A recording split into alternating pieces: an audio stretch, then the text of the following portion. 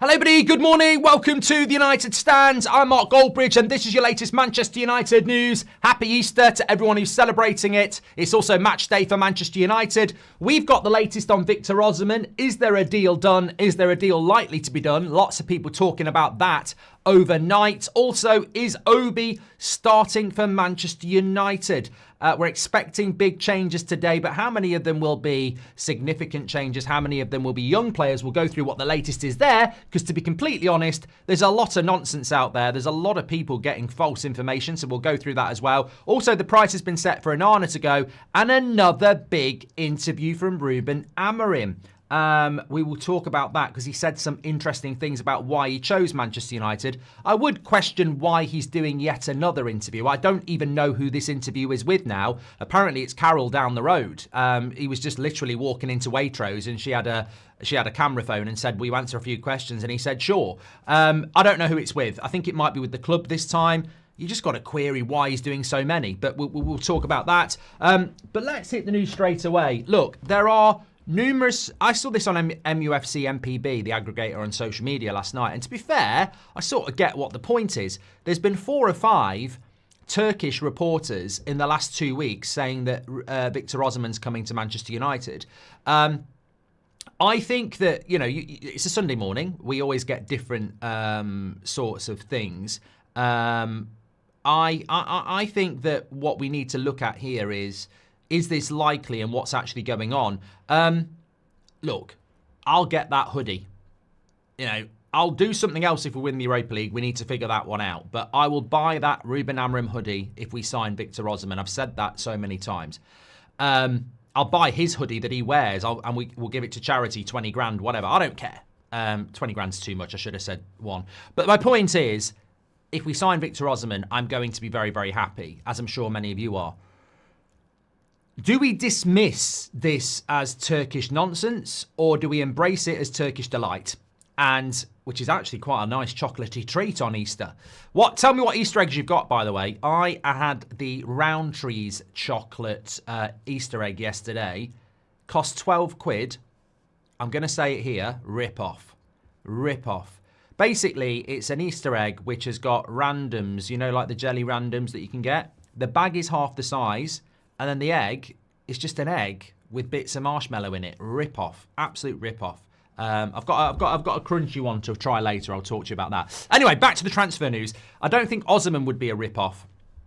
And I suppose, look, straight away, you will get people saying, how would Turkish journalists know that Victor Osimhen is leaving? How would they know a Nigerian striker who plays for an Italian club is leaving to go to a Premier League club? How would Turkish journalists know that? Maybe because he's playing in Turkey for Galatasaray. I mean, it's not like bloody Turkish journalists saying that Gyökeres is going to Arsenal. Swedish striker playing in Portugal going to Premier League club. He is actually playing in Turkey. So it's interesting how so many of them keep talking about Man United, and it would be the biggest scoop ever.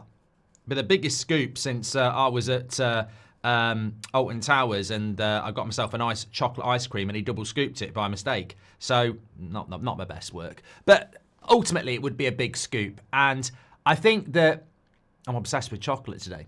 I think that I'd love this deal to be true. Mini Brew's got a Cadbury Twirl egg. Ooh, what's better, Twirl, Whisper or Galaxy Ripple? The answer is always Galaxy Ripple. Jay says, I've got the Roundtree one. It's nice. It's just if you paid for it, it's a rip-off. If you didn't pay for it, happy days. It's not worth 12 quid, though. I'd say about 8. It's a bit like a transfer. That Rowntree's Easter egg is like paying 80 million for Anthony. It's all right if you paid 45. You're happy, but I overpaid. But look, I agree with Jaden. You need Fabrizio or David Ornstein to confirm what's going on with Osimhen to believe it. I would love to believe it. I'll be dancing around. I'll be ordering that hoodie quicker than you can say, get online. And I tell you what, I'll be happy to do it. But I'm not taking Turkish journalists as any authority on Osimhen signing for Manchester United. And if he does, I will come back to it and say, fair play, they had it first. but I don't believe it. My stance on Osimhen is I would love him at Man United. He ticks every single box. You could keep Rasmus working with Osimhen, experienced striker, the same as you could do with Gyökeres, and we'd be absolutely sorted, in my opinion. And he'd sort people out like Garnacho who don't pass, or Ahmad, or anybody else who's not passing. He'd sort them out because he's that profile of a striker with experience. But I don't believe it. I don't believe it because I think that there's a lot of nonsense around Man United and some people need to grow up. Like, seriously, we've got hardly any money. We're not in the Champions League. And why would Osimhen have agreed to deal with Man United in April? It doesn't make any sense. At best, he might be considering it, but he won't be committing in mid-April. We don't have the money to commit in April. And I think as well that, you know, you've got to look at it and go, how would this make any sense? How would it make any sense for Osimhen to do this? I think what is happening, and I said this a few weeks ago, it's just simply good agent work. Like, I think Delap's agent's doing a great job at the moment, linking him to every Premier League club and abroad. And I think Osimhen's agent will be better than Delap's. And I think he's going, yeah, we'll go to Man United if they're playing in League One. Yeah, we'll go to Wrexham if they're playing in the National League. Yeah, we'll go to Real Madrid if they want us. I think they're just putting it out there that they'll go anywhere. But I'd love it to grow into something. I really, really would. So on Osimhen, yes, there's stories out there about a deal being done, but they're predominantly from Turkey, a little bit from Italy, and experience tells you they're not the people who break this sort of story. And I think you've got to do what I said yesterday. I saw a couple of stories yesterday. I'm not talking about them today, and I'm not talking about them yesterday. And some of you might know the players I'm talking about, but they didn't get mentioned on any live shows yesterday, and they're not getting any mentions today because I don't believe the source. I think there are people around Man United who are trying to take us back to 2017. And fair play, I respect, you know, man's got to eat. They've got to try and grow. They've got to try and build reputations. But they're going to destroy reputations because they're making it up. They think that they can become respectable, credible sources of information without information. And I've been doing this for 10 years. And over the 10 years, there's probably 3 or 4 bits of news you get a month if you're lucky. And, you know, as I said, in the last month, the Onana story and the Delap story I'm quite happy with, and the source is very good. But I'm not getting stuff from Southampton and Man United that they're in the final stages of signing Tyler Dibbling. I'm not going to get that. That will be Ornstein, that will be Romano. I know how the industry works. So when I see people going, oh, United are looking to buy this player, and I look at Ornstein and Romano and they've said nothing, and that, you know, some aggregators got an exclusive, I think you haven't got an exclusive. You haven't got an exclusive at all. You've probably got a website that's loaded up with ads that you want people to click, and that's why you've put on Twitter, click this link to know the full story. I've cleared the game. I know what that game is. If you had a true story, you'd put it up on Twitter. You wouldn't send people to your website. So I've cleared the game, and I don't believe a lot of that. And it feeds nicely into this. What I'm about to talk about. Is Obi going to start today? And again, like some of the transfer stories we're getting from so-called experts that aren't Ornstein and Romano, and it will be Ornstein and Romano who run this summer again, by the way, when it comes to Man United. Nothing will change. We're also now getting situations where people are telling us last night who's starting today, but the so-called experts are contradicting themselves. So last night I was being told Obi's starting. Somebody else was telling me Rasmus is starting. I think we've heard in the last few minutes that Tyler Fredrickson's starting. I've also been told that Kone's starting. I just want to say, I don't think that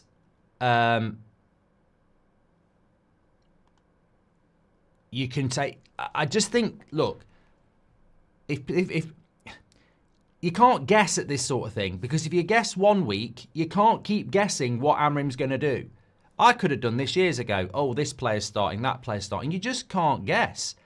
Kone's not starting, Samuel. Like, Kone's not starting. I'm just telling you, if you were looking around on X or Twitter last night, you'd have been getting very excited that Obi was starting. You'd be getting very excited that, you know, another, you know, Kokonki's starting and stuff like that. And the reality is, I don't know who's starting. Well, I've got a good idea who's starting, but I don't know whether he's going to start any younger players. My feeling is that he won't start them because it's easier to bring them on in a game than to start them in a game, and if it goes badly. I always think about Paddy McNair when he started against Southampton, was it? And Van Gaal subbed him off after half an hour and he never recovered. And I don't think it's very often that you see younger players starting unless the manager is absolutely convinced that they can deal with that. So I don't think that we will see some of these younger players starting, but maybe somebody has guessed right. Maybe Obi will start. From what I've been told, I think Rasmus is starting and Luke Shaw's not starting, and that's about all I know. And that's not because Rasmus and Luke Shaw have told me before anyone gets in the chat. I wouldn't give you the source anyway, but what I was told is that Obi probably will get minutes, but it's safer to start Rasmus and bring Obi on, manage the minutes of Rasmus who came off in the first half anyway, and then give Obi a little bit later. And I think that makes sense, and maybe that will happen. I've heard that Delo's starting, Bruno's starting, Garnacho's starting. There's quite a few players from Thursday night that apparently are starting. Now, that's a risk, and that's a risk on Amorim, which we'll talk about in a moment. But apparently Luke Shaw is not starting because he played 70 minutes. No, more than that. He played 75 minutes on Thursday. So the feeling around Luke Shaw is he's made of glass. I mean, this is not the words from United, obviously. But summarising, Luke Shaw played 75 minutes on Thursday, which is probably more than he's played in about 2 years.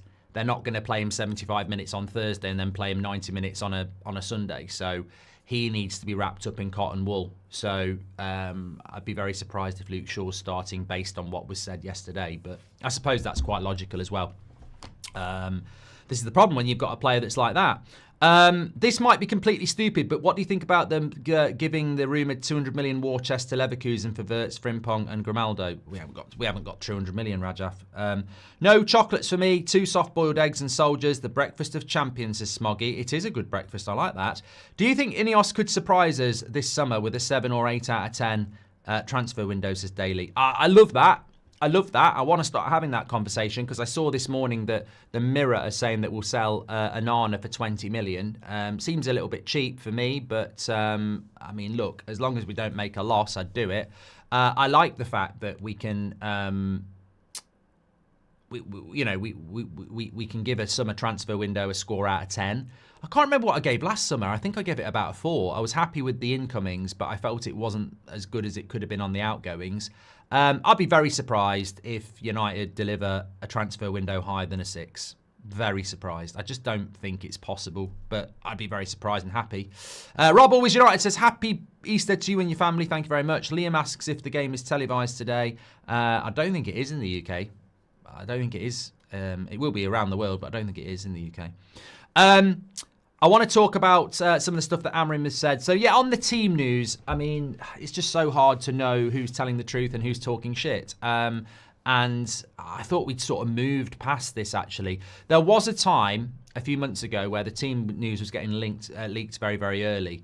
Then the club did something about it, and now it's happening again. And I think, look, just remember, when things are good, doesn't mean that leaking the team news is still okay. Like, I've always said this, the team news should not be being linked 24 hours before kickoff. I don't mind it a few hours before, but 24 hours before, just because we've had a good result doesn't mean it's okay. People used to go mad about this when we were performing badly.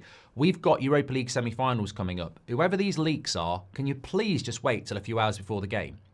I know there's excitement that a youngster might start, but it starts again. And I just think, look, this season's been bad enough. Let's not start giving Athletic Club or Spurs in the final if we get there leaks like this. I just think hold on to it with a little bit of integrity because it can damage the club. Do an Agadoo Cup winning music video if you win the Europa League. Love the content, says McAfee. I mean, if Agadoo if whoever did that song wants to re-release it for the Europa League, let's do it. Let's do it. I want to talk about some of the stuff that Ruben Amorim has said as well. Really, well, look, again, this interview makes no sense to me. I don't know why he's doing it, but I don't. What's going on? I don't get this. Does anyone else do this? I like something on I like something on X so I can come back to it and read it. I found it now, it's all right. And it doesn't always take my likes. Okay, so Ruben Amorim, just some quotes from Amorim that came out of this interview. I think this is a Man United interview. What a bunch of prats. Why is he I understand if it's Sky. I understand if it's DAZN. I understand if it's TNT, because he's probably contractually obliged. Why is he doing another interview for Man United? Look, to be fair, some of the stuff he's about to say is good, but why is he doing another interview for Man United? This club is just so weird. It's so weird. Why do you get this guy to do so many bloody interviews? I don't know whether they think we're laughing about it. Oh, he does more interviews than Alan Sugar. I actually cannot believe how many interviews he does. And this one is sat down with Manchester United one as well. Just absolutely, it's incredible. Absolutely incredible. Anyway, this is what he had to say. I had a lot of time in the past thinking about my next move, and I took a lot of time to choose the club that I wanted. I also wanted to come to Manchester United because of the challenge. If we do it, something amazing, it is going to last forever, and that's something you cannot find in any other club in the world. So, I think that is an interesting thing to say because, he will have had other offers, Man City. And taking over the Man City job from Pep Guardiola, whilst very prestigious, you can't replicate that. You can't replicate what Pep Guardiola's done. Pep Guardiola came into Man City. They had already won a Premier League, but they hadn't won 4 out of 5. They hadn't won a Champions League. So I think Amorim is a guy of integrity and ambition. And he probably looked at Man City and said, you know what, it's a great job. It's better than the Sporting job. It's in the Premier League, but I'm taking over a dynasty and I can't replicate that dynasty. So I'm only ever going to be, in the shadow of Pep Guardiola. Whereas you look at the red side of Manchester and you look at Man United, a club in ruins. You're not taking over from Sir Alex, which I thought was impossible. You're taking over from numerous failed managers, a club that's on its arse. If you can be successful, it will be something amazing that goes and lasts forever. So I understand. Look, I'll be honest with you. Only the shortcut people take the Man City job over Man United. If you want to build a legacy, you take the Man United job. Whether you support them, it's easy for me to say as a Man United fan, and it's easy for you to say as a Man United fan. But I think we've all been in that position on Football Manager or FIFA or EAFC where, you don't want the Man United job because you've done it so many times. You want to try something different. And the amount of times I've thought, I'll take the Everton job over Liverpool, obviously, but, I'll take the Spurs job over Arsenal. I'll take the Aston Villa job over Chelsea because it's more of a challenge. And I think that's what Amorim has done. He's looked at Man United, the prestigiousness of the club, but also the challenge of the football club. I don't think that necessarily means he's going to be successful, but I completely understood why he took it. He said, I had a lot of time in the past thinking about it, the next move, and of course I've spoken about that. He said, every time I think about this club, I think about CAF, the funeral in Munich, when you experience, the funeral, the memorial in Munich, when you experience that and you go home, you feel that the club is special. I don't want to coach anywhere else. This is where I want to be, and this is where I want to win. I want to have success here. That is something important. I will continue no matter what until I feel I can change that, and I clearly feel that. He said, in relation to the summer, it will be crucial this summer because we don't have the Club World Cup or any international competition.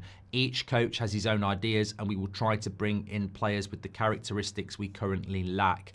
I'm the one who's the most frustrated and in the most of a hurry to get a lot done. The people above me always tell me to be calm and that we have time to do things. It's special these days to have that as a coach. It's good for me.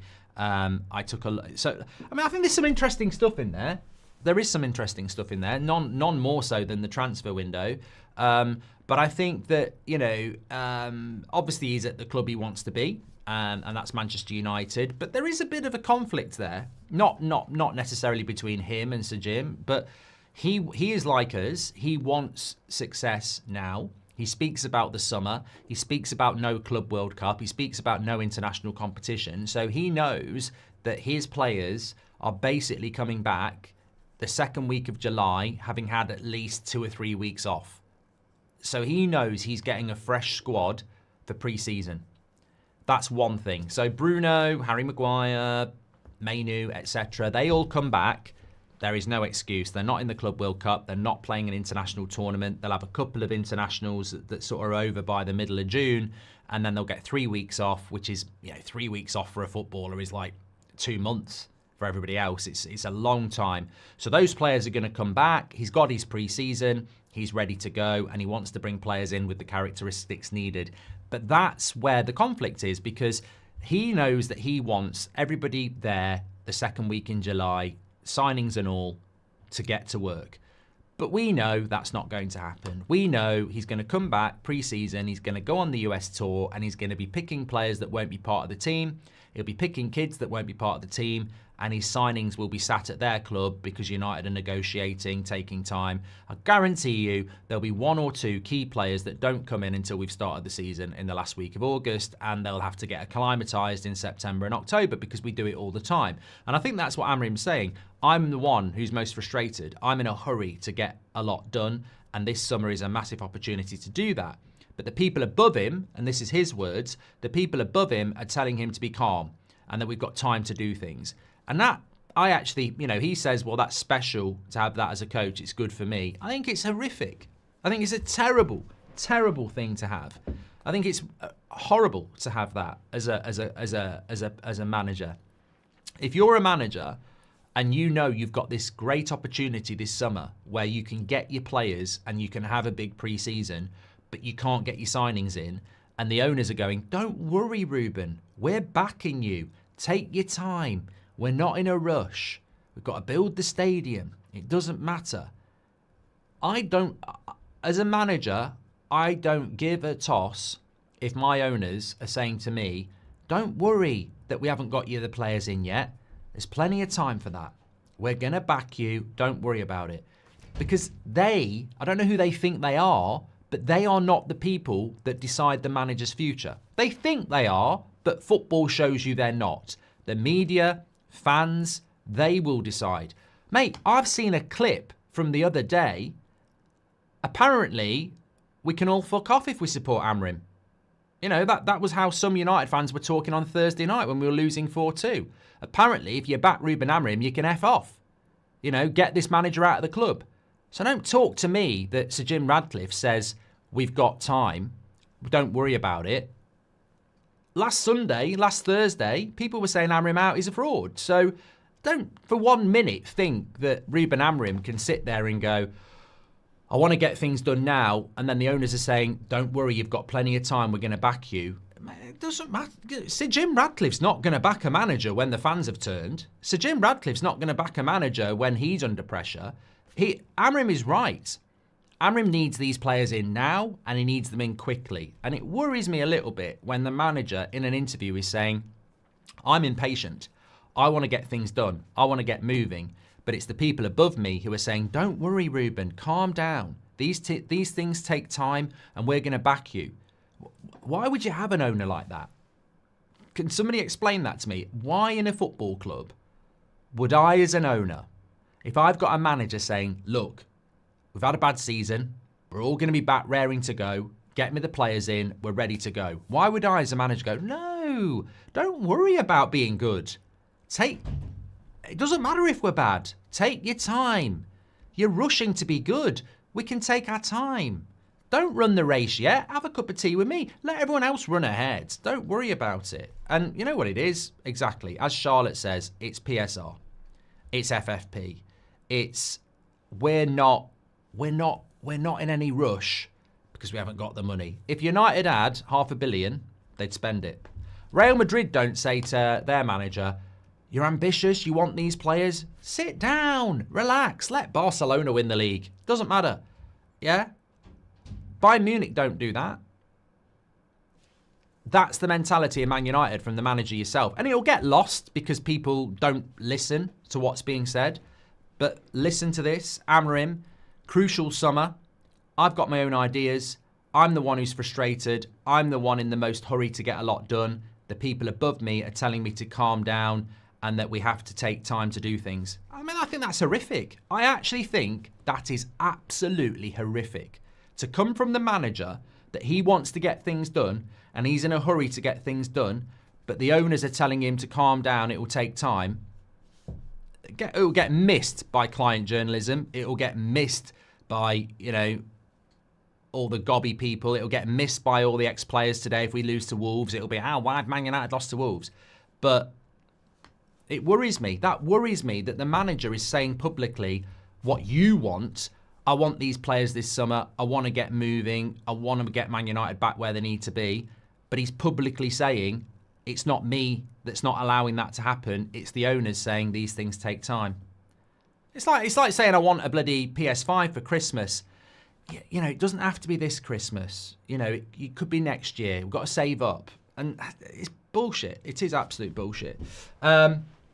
Jordan says you've taken it out of context so much. I don't think I have, Jordan, but if I have, please explain to me how I've taken it out of context, because all I can imagine you're doing is defending Sir Jim and the Glazers, because I think it's very, very clear. But you know what, Jordan, it's very difficult, and I have said this over the years, when people just make a statement without giving the context. So you're saying I've taken it out of context. If I throw that back to you, you've basically said I'm wrong without telling me why I'm wrong. So I don't learn anything. So, at the end of the day, I've read it very, very clearly.